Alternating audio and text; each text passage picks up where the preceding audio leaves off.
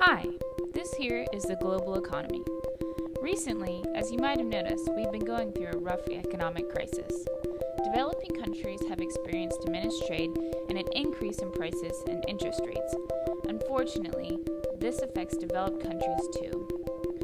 This chain reaction has led to a global economic crisis. So what should you, the UN, do now? We need a solution to this problem, and I have just the right idea. A solution to this crisis requires organization and consolidation. Programs to stimulate the economy and allow for safe lending need to be administered by a sole group to accomplish this change. This will require tremendous reform of the global financial system, but will create a better regulation of the entire economy, and then call for better identification of risks within the economy through surveillance and a new lending system to decrease global debt. I am proposing that the International Monetary Fund be the group responsible for this task. First, we need to see how the IMF works. Money resources come mainly from the member countries and directly correlate with the size and stability of each country's economy. For example, the US has the highest IMF quota to meet because of its economic successes. The size of each country's economy also allows the IMF to decide how much money will be loaned to a specific country. But there are three specific tasks which give the IMF the ability to save our economy. First, the surveillance of the IMF. The IMF staff monitors exchange rates and fiscal policy, gives advice on issues on exchange rates and policies, and also assesses economic risks and economic trends and developments to predict the future economic successes or flaws. Second, we have technical assistance. This includes training and support in banking, monetary policy, tax policy, economic and financial legislation, and economic administration. The IMF resources include people, money, and structural adjustment, and these tools help the IMF to help other countries. Most importantly, the IMF supports lending. Lending from the IMF can make a smooth adjustment to various shocks in an economy, helping a member country avoid disruptive economic adjustment or sovereign default. These things can prove to be very costly if they are not dealt with immediately.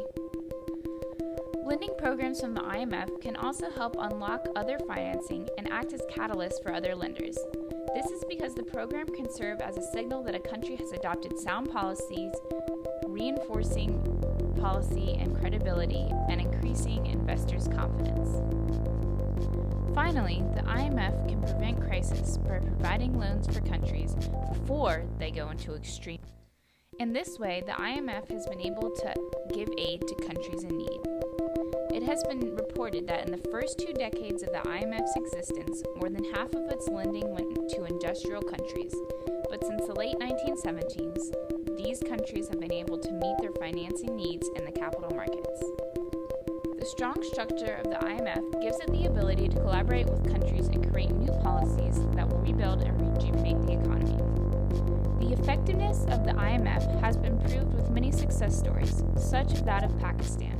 With the help of the IMF, Pakistan graduated from IMF financial support in 2005, and now, according to a press release statement, sound microeconomic policies and a wide range of structural reforms have resulted in a revival of economic growth to 6.5% in 2003 and 2004. Growth in this country continues to accelerate. It is expected to reach 7 to 7.5% this year, with good harvest and continued very strong growth in manufacturing. In addition, financial consolidation and discipline has lowered both public and external debt. Other success stories of the IMF include drops in loans and interest rates in Turkey and Georgia's increase in government revenue. The latest IMF financial report stated that a large amount of short-term funding will need to be refinanced this year and next. More and higher quality capital will likely be needed to satisfy investors in anticipation of upcoming, more stringent regulation. And not all losses have been written down to date. In addition to all these challenges, new regulations will also require banks to rethink their business strategies.